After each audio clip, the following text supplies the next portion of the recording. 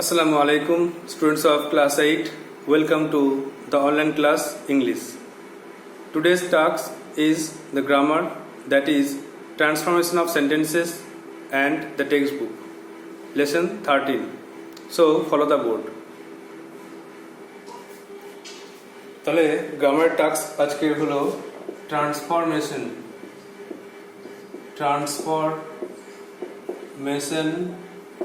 Of sentences মানে হচ্ছে বাক্য পরিবর্তন। এটা হচ্ছে বাক্য পরিবর্তন।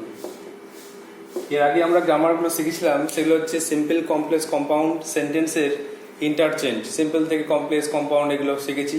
তারপর আমরা ক্লজ শিখেছি, ক্লজের পরে জয়নিং শিখেছি, নাউন ক্লজ, অ্যাডজেক্টিভ ক্লজ আর অ্যাডভার্বিয়াল ক্লজ জয়নিং শিখেছি। তারপর আমরা আজকে শিখবো ট্রান্সফরমেশন অফ সেন্টেন্সেস, বাক্য পরিবর্তন, কিভাবে আমরা সেন্টেন্স চেঞ্জ করব। যেমন নাম্বার এ হচ্ছে assertive two interrogative.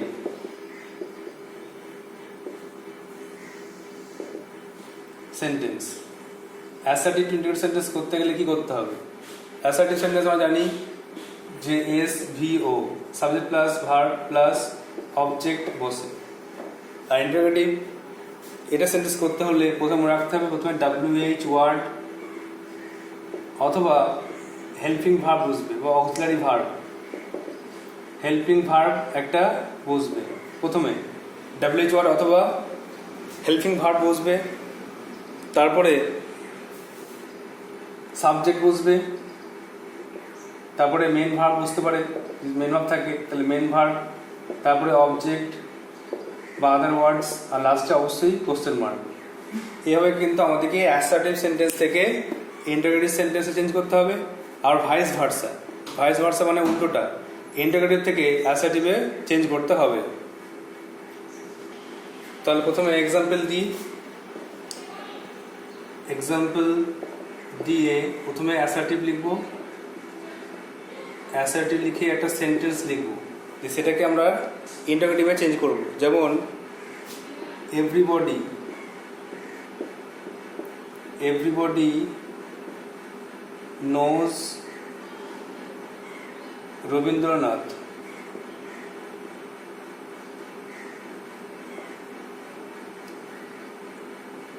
Everybody knows Rabindranath full stop. প্রত্যেকে রবীন্দ্রনাথকে চেনে। এবার আমরা এটাকে ইন্টারোগেটিভ করব। ইন্টারোগেটিভ সেন্টেন্সে চেঞ্জ করতে গেলে আমরা প্রথমে অক্সিলারি ভার্বকে আগে নিয়ে আসবো, আর WH ওয়ার্ড দিয়েও আমরা চেঞ্জ করতে পারি।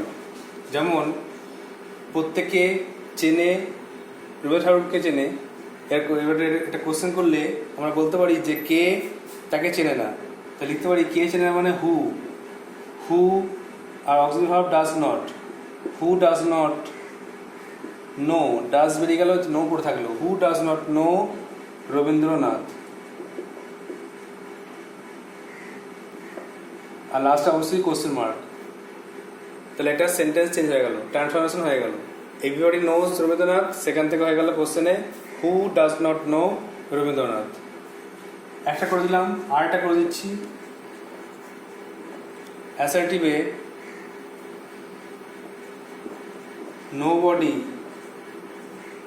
nobody can do this, এইটা কেউ করতে পারে না। তাহলে ইন্টারোগেটিভ করতে হলে কোনটা আগে আসবে? মনে রাখতে হবে অক্সিলারি ভার্বটা আগে আসে। এখানে দেখে নাও গঠনটা, যে হেল্পিং ভার্ব বা WH ওয়ার্ড, তারপরে বাকিটা বসবে। তাহলে এখানে ক্যানটা আগে নিয়ে এসো, ক্যান, আর অর্থ অনুযায়ী পাল্টে যাবে এনিবডি। কেউ এটা করতে পারে না, তার কোশ্চেন করলে কেউ কি এটা করতে পারে? কেউ কি মানে ক্যান এনিবডি ডু দিস, অবশ্যই কোশ্চেন মার্ক। তাহলে কেউ কি এটা করতে পারে? এইভাবে আমি দুটো এক্সাম্পল লিখে দিলাম, ভালো দেখে নাও। বাকি তিনটে আমি হোম টাস্ক দেবো।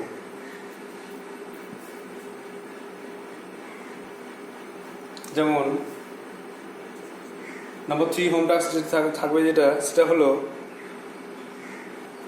blood is blood is thicker than water. Blood রক্ত হচ্ছে জলের থেকে বেশি ঘন। এটাকে কিন্তু ইন্টারোগেটিভে করতে হবে, ব্র্যাকেটে ইন্টারোগেটিভ, মেক ইট ইন্টারোগেটিভ মানে কোশ্চেন করতে হবে। এইভাবে তোমরা লিখবে, এইভাবে লিখবে অ্যাসার্টিভ ইন্টারোগেটিভ এভাবে নিচে নিচে লিখবে। নাম্বার 3 হলো, এবার ফোরেরটা দেখো,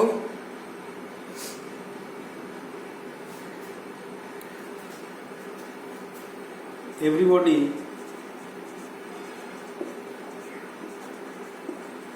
knows him, তাকে সবাই চেনে। এটাকেও একই করতে হবে, ইন্টারোগেটিভ করতে হবে। আর 5 নম্বরে দেখো,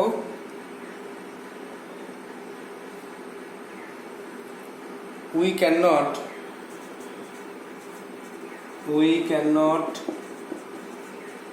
please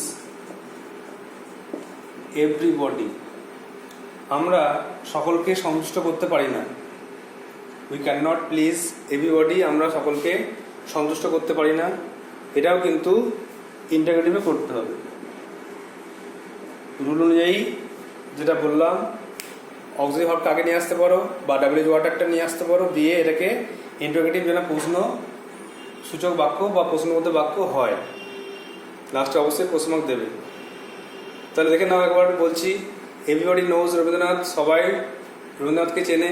কোশ্চেন করলে who does not know Rabindranath, কে রবীন্দ্রনাথকে চেনে না। নাম্বার 2, এটা 1 নাম্বার দিচ্ছি, এটা 2।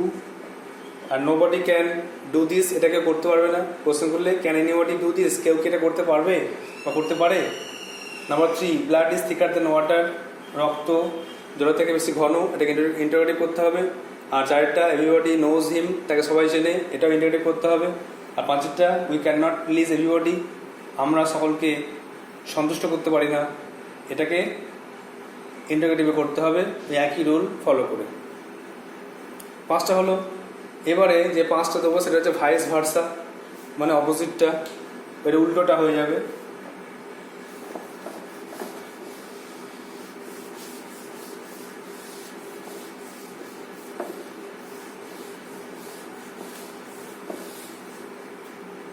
মানে প্রথমে ইন্টারোগেটিভ, এটা নাম্বার 6 দিয়ে লিখছি। প্রথমে interrogative,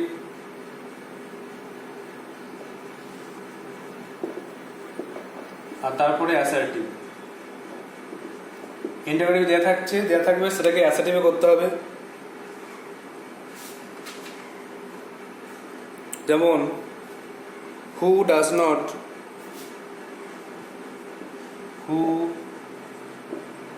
not wish to be happy, কে সুখী হতে চায় না। যদি এটা কোশ্চেন করে তাহলে অ্যাসার্টিভে কী হবে আমরা জানি, সবাই সুখী হতে চায়। সবাই ইংরেজি এভরিবডি লিখতে পারি, আগে সাবজেক্ট এভরিবডি, আর চাই ওয়ান্ট, এভরিবডি সিঙ্গুলার বলে এস ওয়ান্টস হবে, এভরিবডি ওয়ান্টস, তারপরে টু বি হ্যাপি, প্রত্যেকে চাই সুখী হতে। তাহলে হয়ে গেল, ছিল ইন্টারোগেটিভ আর হয়ে গেল কিন্তু অ্যাসার্টিভ।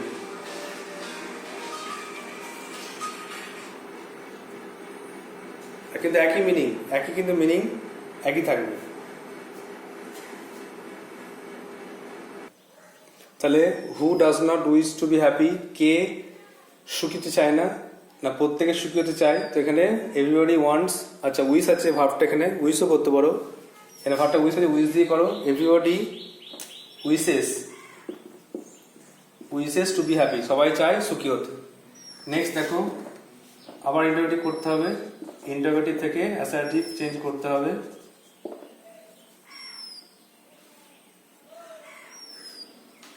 কোশ্চেন হচ্ছে ক্যান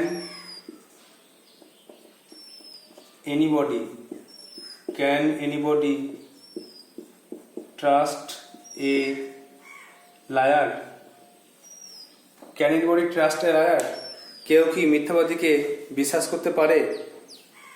ট্রাস্ট বিশ্বাস করা, লায়ার মিথ্যাবাদী। তাহলে কেউ কি মিথ্যাবাদীকে বিশ্বাস করতে পারে? তাহলে অ্যান্সারটা কি হবে? অ্যাসার্টিভে কি হবে? যে কেউ মিথ্যাবাদীকে বিশ্বাস করতে পারে না। এই জন্য অ্যাসার্টিভে লিখতে পারো nobody can trust a liar. মিথ্যাবাদীকে কেউ বিশ্বাস করে না। এভাবে কিন্তু ইন্টারোগেটিভ অ্যাসার্টিভ করা হলো। আর এটা একটা জিনিস মাথায় রাখবে যে সেন্টেন্সের যে মিনিংটা সেটা কিন্তু চেঞ্জ হবে না, একই রকম মিনিং থাকবে। কোশ্চেনের যে মিনিংটা আছে অ্যান্সারেও যেন সেই মিনিংটা থাকে, যেন পাল্টে যায় না বা যেন উল্টো বা অপোজিট না হয়ে যায়, সেটা খেয়াল রাখতে হবে। নেক্সট 8 নম্বর দেখো বাড়ির কাজ থাকছে 8, 8, 9, 10 তিনটে বাড়ির কাজ থাকছে। যেমন shall I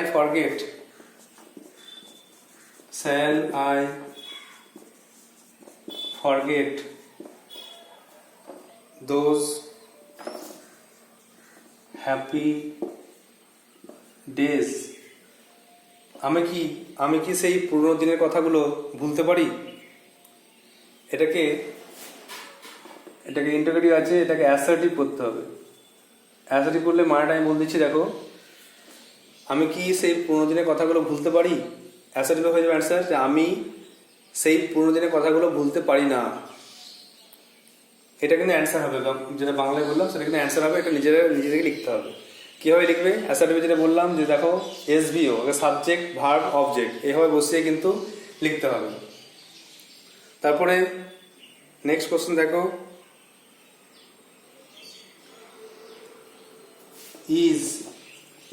is he not a great fool? সে কি বড় বোকা নয়? তাহলে অ্যান্সারটা হবে সে বড় বোকা। এটাকে কিন্তু অ্যাসার্টিভ করতে হবে।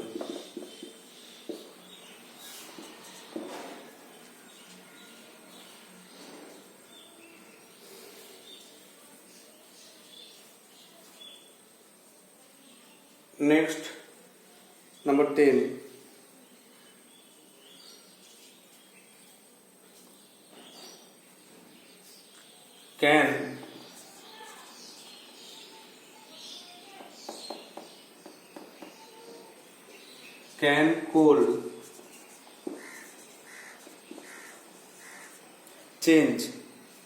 can coal change its color? Question mark. Can coal change its color? কয়লা কি তার রূপ পাল্টাতে পারে? তাহলে অ্যান্সার লিখতে হবে যে কয়লা তার রূপ পাল্টাতে পারে না। এটা অ্যাসার্টিভ হয়ে যাবে। তো এটা তোমাদের হোম টাস্ক থাকবে। দেখো ফার্স্ট থেকে বলছি, কোন থেকে বলছি মেনে নাও। নাম্বার 6 হচ্ছে ইন্টারোগেটিভে আছে who does not wish to be happy? কে সুখী হতে চায় না? অ্যাসার্টিভ অ্যান্সার হবে everybody wishes to be happy. সবাই সুখী হতে চায়। Number 7, can anybody trust a liar? কেউ কি এই একটা মিথ্যাবাদীকে বিশ্বাস করতে পারে? অ্যাসার্টিভ হবে নোবডি ক্যান ট্রাস্ট লায়ার। কেউ মিথ্যাবাদীকে বিশ্বাস করতে পারে না। নাম্বার 8, 9, 10 হোম টাস্ক থাকবে। এইচডব্লিউ থাকছে, দেখে নাও। তাহলে shall I forget those happy days? আমি কি সেই পুরনো দিনের কথাগুলো ভুলতে পারি? Number 9, is he not a great fool? সে কি বড় বোকা নয়? অ্যাসার্টিভ করতে হবে তিনটেই। আর number 10, can coal change its colour? কয়লা কি তার রূপ পাল্টাতে পারে বা রং পাল্টাতে পারে? These are your home tasks. You have to write it in your copy and show me my WhatsApp number. Now move on to the next part, that is textbook.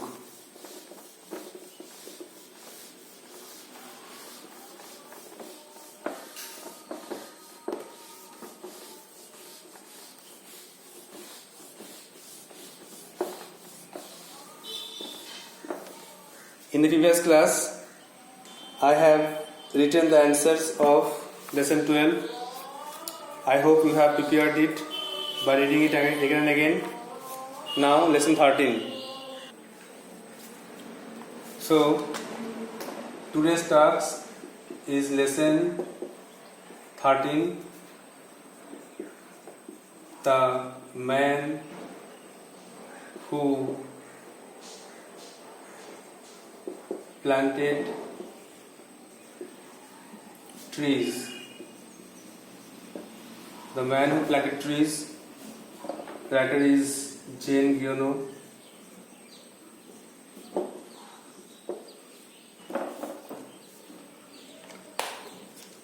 The man who planted trees, একজন ব্যক্তি যিনি গাছ লাগিয়েছিলেন। এখানে একটাই ব্যক্তি যিনি অনেকগুলি গাছ লাগিয়েছিলেন তার কথা এখানে লেখক বলেছেন, gen গিওনো। was an French author who wrote works of fiction mostly set in the province region of France. ফ্রান্সের বিভিন্ন অঞ্চল নিয়ে তিনি তার গল্প কাহিনী লিখেছিলেন। জেন গিওনো জন্ম 1895, মৃত্যু 1970। His most noted works are, তার বিখ্যাত লেখাগুলি হলো the horseman, on the roof, two riders of the storm, etcetera. The present text is an adapted from his famous work of the same name. The man who planted trees, এখান থেকেই একটা বড় অংশ থেকেই একটা ছোট অংশ আমাদের এখান থেকে টেক্সটে নেওয়া হয়েছে। Which has been translated into English by Peter Doyle, যেটা অরিজিনালি ফ্রেঞ্চের ভাষায় লেখা হয়েছিল, সেখান থেকে ইংলিশে ট্রান্সলেট করেছেন Peter Doyle. There are some questions, দেখো দুটো কোশ্চেন আছে। Do you have any ideas which might help in beautifying your natural surrounding? তোমার কি মনে হয় পার্শ্ববর্তী এলাকাকে সুন্দর করতে গেলে, এই ল্যান্ডস্কেপকে বা আশেপাশে জায়গা সুন্দর করতে গেলে কি করতে হবে? হ্যাঁ, গাছ লাগাতে হবে। You have to plant many trees, you have to plant fruit trees, flower plants, so that nature looks beautiful. Number 2, when do you think is it possible for a single person to carry out all by himself a task which usually requires the participation of many people? তোমার কি মনে হয় যে কাজটা সবাই মিলে করা উচিত, সবাই মিলে যে কাজটা করা হয় সেই কাজটা কি একজনের পক্ষে সম্ভব? মানে ধরো গাছ লাগানোর কাজটা, বা গাছ জল দেওয়া, বা গাড়ি দেখাশোনা করাটা একজন পারবে, কিন্তু গাছ লাগানো, গাছে জল দেওয়া, এটা কিন্তু অনেকজন মিলে করে। যেমন ধান বীজ লাগানো বা কোনো কিছু গাছ পোতা, তখন কিছু সব মিলে করে। একার পক্ষে কাজটা অসম্ভব। তো তোমার কি মনে হয় যে একটা মানুষের পক্ষে কি এটা সম্ভব? তোমার না, এটা অসম্ভব। একজন মানুষ কিভাবে একটা জমিতে ধান গাছ লাগাতে পারে, বা একটা মাঠে এসে আলু চাষ করতে পারে? কিভাবে একটা মানুষ সম্ভব, কেউ পারে? কিন্তু এখানে একটা মানুষ আছে যে একাই ওক গাছ লাগাবে। একটা ফাঁকা মাঠে, বিশাল বড় মাঠ, সেখানে কোনো জল নেই কাছাকাছি, তো অনেক দূর থেকে জল নিয়ে এসে হয়তো সে ওক গাছের বীজগুলো পুঁতে প্রায় ওক গাছ লাগাবে। তো 1 লাখ সে ওক গাছ লাগাবে। 100,000 বা 1 লাখ কিন্তু সে ওক গাছ লাগাবে। এটা এখানেও বিস্ময়কর ব্যাপার। তো লেখক এখানে বলছেন, একটা ঘটনা আছে। কবি, the narrator was a traveler and he traveled a region that is a former province of southeastern France. In that place, the narrator wanted to visit there, and after going there, he found the barren and monotonous land with wild lavender. There were no trees, only wild plants.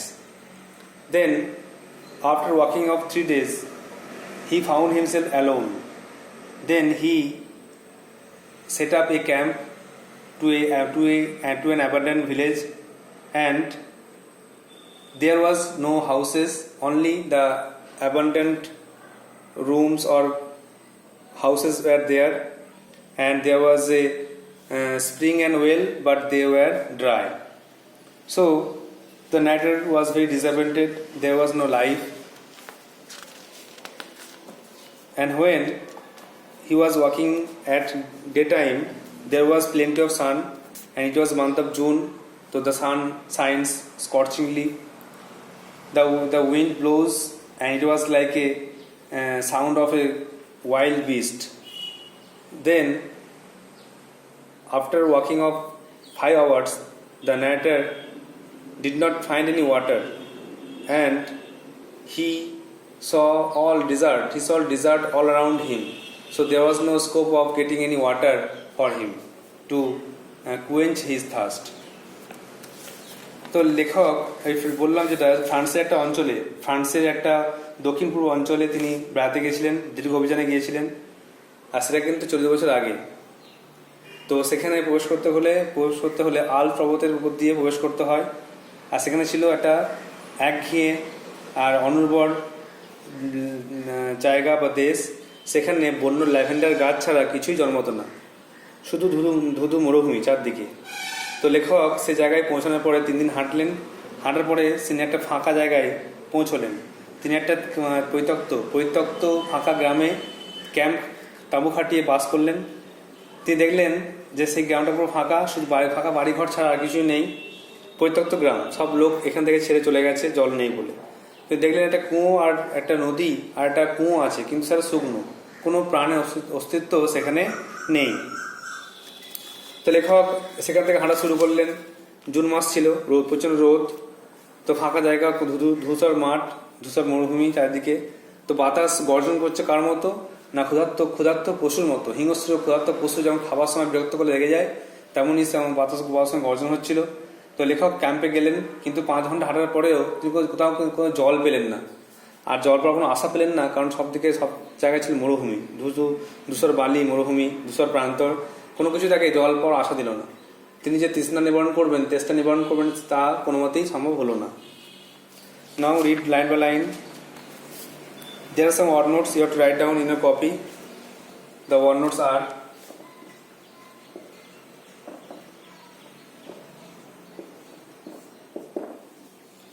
একটা হচ্ছে hike মানে হচ্ছে অভিযান। Number 2 হচ্ছে penetrate মানে হচ্ছে প্রবেশ পথ।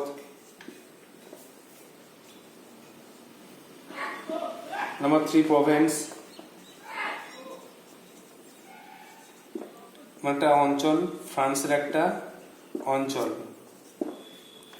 নাম্বার 4 ব্যারেন মানে হচ্ছে অনুর্বর। নাম্বার 5 ডিসোলেশন মানে হচ্ছে নির্জন।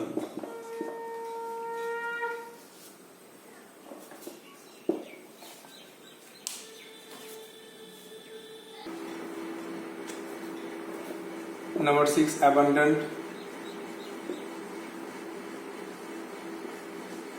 মানে হচ্ছে পরিত্যক্ত।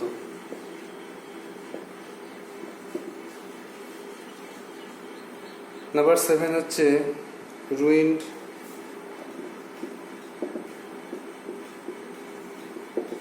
ধ্বংসপ্রাপ্ত।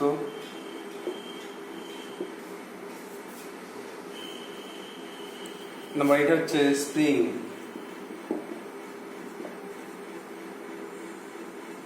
ঝর্ণা। ঝর্ণা বা নদীকে বলা যায়, আচ্ছা স্প্রিং ঝর্ণা।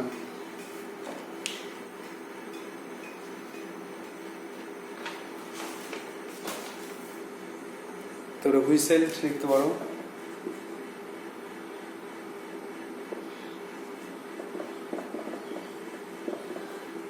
সিস দিয়েছিল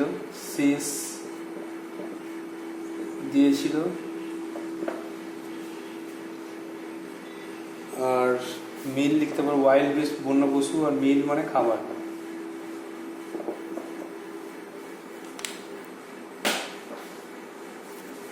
So you have to write down in your copy. This will be helpful to understand the passage. Hike মানে অভিযান, এক্সপিরিয়েন্স বলা যায়। পেইন্টেড হচ্ছে প্রবেশ পথ। দেখো এখানে লাস্টে লেখা আছে, দেখো হাইক মানে হচ্ছে অভিযান, ইংলিশে লেখা আছে ওয়াকিং লেন্থলি ডিস্টেন্সেস, বহু দূরে যাওয়া। পেনিট্রেট মানে প্রবেশ পথ, to enter into the interior of, কোনো জিনিসের ভেতরে প্রবেশ করা। প্রভিন্স হচ্ছে অঞ্চল, এ former Province of south eastern France, দক্ষিণ পূর্ব ফ্রান্সের একটা অঞ্চল। ব্যারেন হচ্ছে অনুর্বর, MT and fruitless piece of land, একটা অনুর্বর জমি জায়গা। ডিসোলেশন নির্জন দ্বীপ, নির্জন জায়গা। লোনলিনেস নিঃসঙ্গ জায়গা। তারপর বাকিগুলো বইয়ে নেই। অ্যাবান্ডেন্ট পরিত্যক্ত, যাকে ছেড়ে দেওয়া হয়েছে। রুইন ধ্বংসপ্রাপ্ত, যেটা নষ্ট হয়ে গেছে। স্প্রিং ঝর্ণা, যেটা পর্বত থেকে ঝরে পড়ে। হুইসেল সিজ দেওয়া, যেটা বন্য পশু দিচ্ছিল। আর মিল মানে খাবার, যেটা বন্য পশু খাওয়ার সময় যে আওয়াজটা করে সেরকম একটা গর্জনে বাতাস বইছিল। Now follow the line by line text. About 40 years ago, প্রায় 40 বছর আগে, I went on a long hike, আমি দীর্ঘ অভিযানে গিয়েছিলাম, through hills, পাহাড়ের মধ্য দিয়ে, absolutely unknown to tourists, যেটা পর্যটকদের কাছে অজানা। In that old region, সেই পুরনো অঞ্চলে, where the Alps painted into province, যেখানে আল্পস পর্বতমালা দিয়ে একটা অঞ্চলে প্রবেশ করতে হয়, সেখানে। It consisted of barren and monotonous land, সেখানে ছিল অনুর্বর আর একঘেয়ে মাঠ বা জমি। Nothing grew there except wild lavender, সেখানে বন্য ল্যাভেন্ডার গাছ ছাড়া কিছুই জন্মাতো না। I was crossing this country at its widest part, আমি এই দেশের বিস্তৃত অঞ্চল পেরিয়ে যাচ্ছিলাম। And after walking for 3 days, 3 দিন হাঁটার পরে, I found myself in the most complete desolation, আমি দেখলাম আমি সম্পূর্ণ নিঃসঙ্গ, সম্পূর্ণ একা। I was camped next to an abandoned village, আমি একটা পরিত্যক্ত গ্রামের পরেই আমি আমার তাঁবু খাটালাম, সেখানে থাকতে শুরু করলাম। I had used the last of my water the day before, আগের দিন আমার যে জল ছিল সেই জলটা আমি ব্যবহার করে নিয়েছিলাম। And I needed to find more, এবং আমি আরও জলের খোঁজ করা শুরু করেছিলাম, কারণ আমার জলের দরকার ছিল। These ruined houses of the village made me think that there must at one time have been a spring or a well there. এই যে পরিত্যক্ত ফাঁকা ধ্বংসপ্রাপ্ত বাড়িগুলো দেখে আমার মনে হচ্ছে যেন এখানেই নিশ্চয়ই একসময় একটা ঝর্ণা বা কুঁয়ো ছিল। There was indeed a spring, সেখানে ঝর্ণা ছিল বটে, but it was dry, কিন্তু সেটা শুকনো। All life had disappeared, সমস্ত প্রাণ এখানে অদৃশ্য ছিল, এখানে কোনো প্রাণের অস্তিত্ব ছিল না। তাহলে 40 বছর আগে লেখক একটা অভিযানে গিয়েছিলেন, যেটা ফ্রান্সের একটা অঞ্চলে, আর সেখানে ছিল শুধু অনুর্বর জমি জায়গা, বন্য গাছ ছাড়া কিছু জন্মাতো না। তো তিনি সেই দেশটা পেরিয়ে 3 দিন হাঁটার পরে একটা পরিত্যক্ত জায়গায় পরিত্যক্ত গ্রামে তিনি তার তাঁবু খাটালেন, এবং তিনি সম্পূর্ণ একা ছিলেন। তার কাছে জল ছিল না, কারণ তার জলটা শেষ হয়ে গেছিল। তো তিনি এই পরিত্যক্ত গ্রাম দেখে ভাবছিলেন যে কোথাও আগে নিশ্চয় জল ছিল, কুঁয়ো ছিল, জল ছিল, আর ঝর্ণা ছিল। হ্যাঁ, নিশ্চয়ই ছিল, কিন্তু এখন সেটা শুকনো, সমস্ত প্রাণের এখানে অদৃশ্য, কোনো প্রাণের এখানে অস্তিত্ব কিন্তু নেই। It was a beautiful June day with plenty of sun. এটা ছিল জুন মাসে একটা দিন, প্রচণ্ড রোদ। But on these shelterless lands, কিন্তু এই নির্জন আশ্রয়হীন জায়গায়, high up in the sky, প্রচণ্ড উপরে, আকাশের প্রচণ্ড উপরে, the wind whistled continually, বাতাস প্রচণ্ড গর্জন করছিল। বাতাস কিন্তু শীষ দিয়ে বাতাস বইছিল গর্জন করে। সমুদ্র এলাকার কাছাকাছি জায়গাতে কিন্তু বাতাসের গর্জন শোনা যায়। তো বাতাস যখন প্রবাহিত হয় তখন কিন্তু জানলার কাঁচ থাকলে বা কাঁচের জানলা থাকলে বিশাল শব্দ হয়, সেটা কিন্তু সমুদ্রের কাছে না থাকলে বোঝা যাবে না। আর এই sound was like that of a wild beast, এটা এই সাউন্ডটা মনে হচ্ছে যেন, আওয়াজটা মনে হচ্ছে হিংস্র পশুর মতো। ডিস্টার্ব ডিউরিং ইটস মিল, যেন খাবার সময় তাকে বিরক্ত করা হয়েছে। একটা পশুকে, একটা কুকুরকে যদি বিয়ে বাড়িতে খাওয়ার সময় বিরক্ত করা হয় তখন কিন্তু সে প্রচুর রেগে যায়, বা একটা কুকুর খাচ্ছে, অন্য সময় অনেক কুকুর চলে এলো তখন খুব রেগে যায়, ঝগড়া করে। তেমনই বাতাসটা যখন বইছিল গর্জন করে বইছিল। I had to move my camp, আমাকে আমার ক্যাম্পে ফিরতে হয়েছিল। After 5 hours of walking, 5 ঘন্টা হাঁটার পরে, I still hadn't found water, আমি কিন্তু জল পাইনি, কোথাও জল আমি পাইনি। And nothing gave me hope of finding any, এবং আমি কিন্তু জল পাওয়ার কোনো আশাও পাইনি। কোনো কিছু দেখে মনে হয়নি যে এখানে জল পাবো, কারণ এখানে গাছপালা ছিল না বললেই চলে।